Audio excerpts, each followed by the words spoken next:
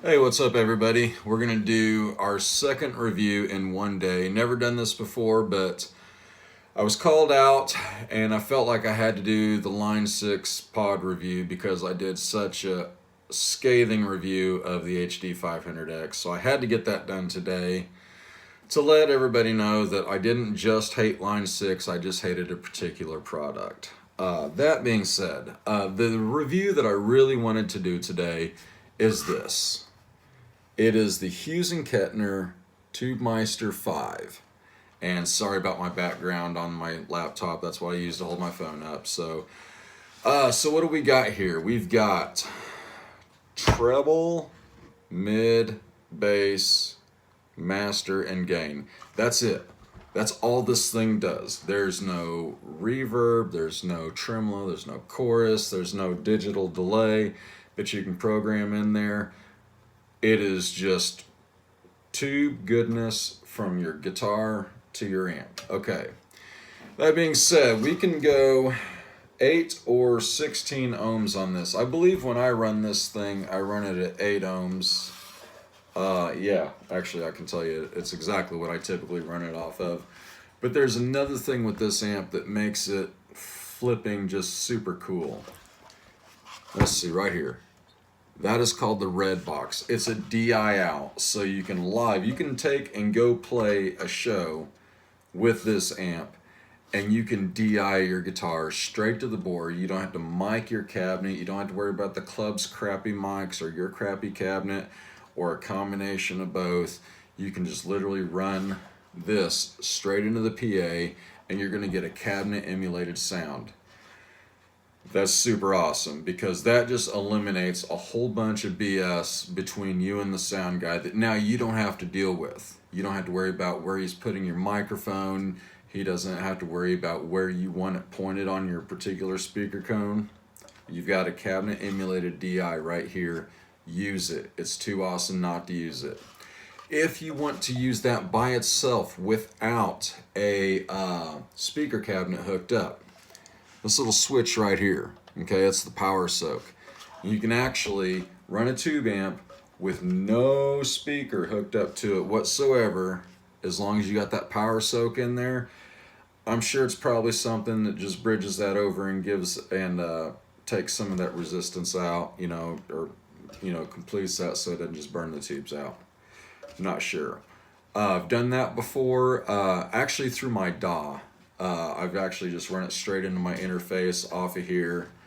It's a great Hughes and Kettner amp sound, and what's really cool about that is when you do that, if we're familiar with like a Hughes and Kettner 100-watt tube amp and a Hughes and Kettner cab, you know what I'm talking about. There's a sound there that just doesn't happen with other companies.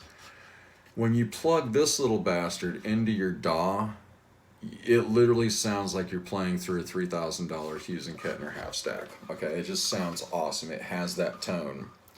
Of course, this lights up blue when it's turned on. I'm not a fan of that. I'll be honest. I'm really not. But whatever. At least you know it's on.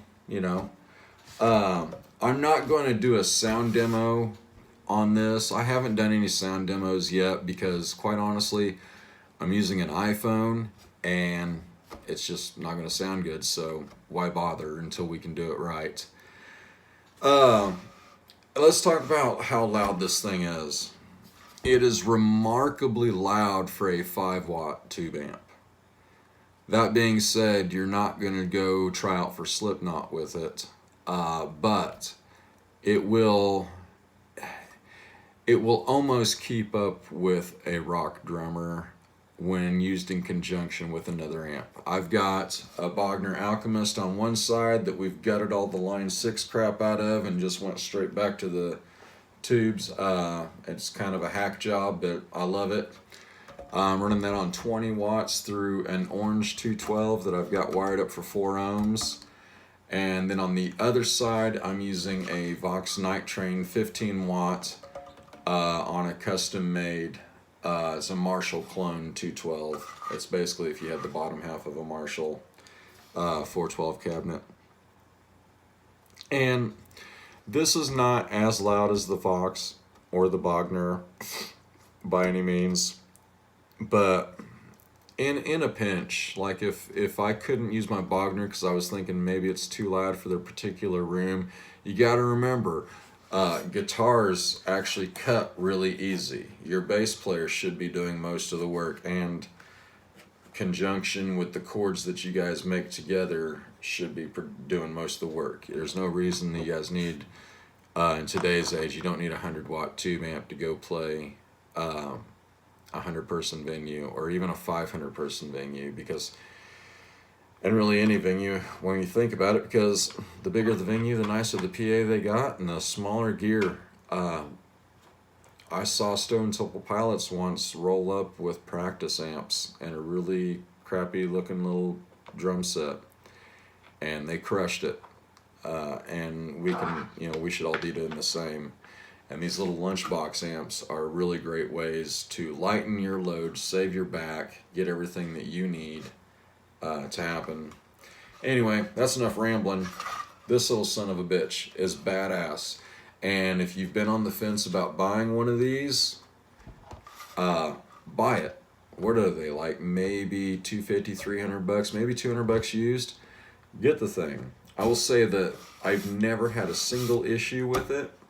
It's gotten a lot of use. It was purchased brand new at Guitar Center, so I know there was no use on it before me. But it gets a lot of use because it's my studio amp, and it's my amp that I just crank up here in the studio when I don't want to run through the DAW. I can just hit that switch and unplug it in the back, and I can just run through an amp. And I don't think anybody is going to regret buying this, especially if you do use the red box feature quite a bit. You're going to get that Hughes and that big Hughes and Kettner sound in a little bitty ass package, but it will be authentic tube amp. Anyway, there's my review of the Hughes and Kettner Tubemeister 5. Go get you one. See y'all. Peace.